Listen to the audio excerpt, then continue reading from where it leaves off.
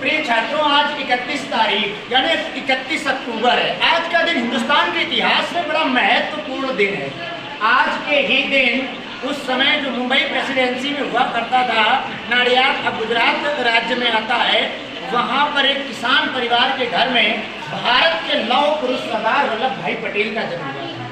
सरदार पटेल बहुत ही शीर्ष नेता, या ये कहें जिन्हें भारत का लौह पुरुष कहा जाता है। आज जब हम कश्मीर से लेकर कन्याकुमारी तक विस्तृत हिंदुस्तान को देखते हैं, तब हमको ये लगता है कि इस हिंदुस्तान की आत्मा का सृजन, इस हिंदुस्तान की एकता के सूत्रधार सरदार पटेल थे। 1947 में जब अंग्रेज भारत छोड़ रहे थे, भारत छोड़कर जा रहे थे, तो उन्होंने देश के दो विभाजन कर दिए।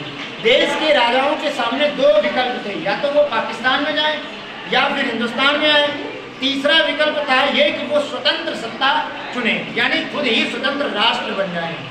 तो उस समय सरदार पटेल ने बड़ी ही मेहनत, मशक्कत, राजनीति, कूटनीति, कुटिल नीति सभी का प्रयोग करते हुए अपने राष्ट्र को एकीकृत किया।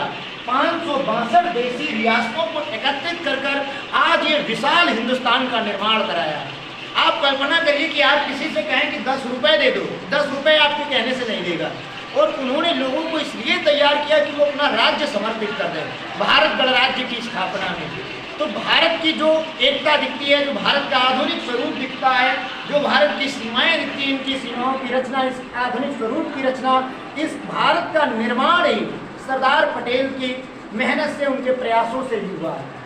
सरदार पटेल 1947 में जब अंतरिम सरकार का गठन किया गया, तो उन्हें गृह मंत्री और उप प्रधानमंत्री की जिम्मेदारी दी गई, और उन्होंने उस जिम्मेदारी का बहुत ही सुंदर ढंग से निर्वहन करते हुए राष्ट्र की एकता को जन जन तक पहुंचा दिया। वो कालखंड, वो इतिहास का, वो हिंदुस्तान के इतिहास का वो दौर था जब विभाजनकारी, विघटनकारी शक्तियां तेजी से बढ़ रही थी। देश आपस में धर्म के आधार पर बटे थे और लोग भी बट रहे थे, राज्यों में, शहरों में दंगे हो रहे थे। उस समय भी उन्होंने एकता की जो मिसाल पेश की, लोगों को तैयार किया कि भारत के गणराज्य में शामिल हो, भारत का आधिपत्य स्वीकार करें, भारत के संविधान को का माने। तो इस प्रयासों में उनकी अहम भूमिका है। आज हम सब सरदार पटेल की जयंती पर उन्हें सत सत नमन करते हैं और प्रेरणा लेते हैं कि सरदार पटेल ने जो भी प्रयास किए थे, उनकी जो आधारभूत जो स्वप्न था, उसको साकार करेंगे। देश की अखंडता, देश की एकता, देश की संप्रभुता के लिए हम सब संघर्षशील रहेंगे, प्रयत्नशील रहेंगे। इन्हीं शब्दों के साथ वंदे मातरम।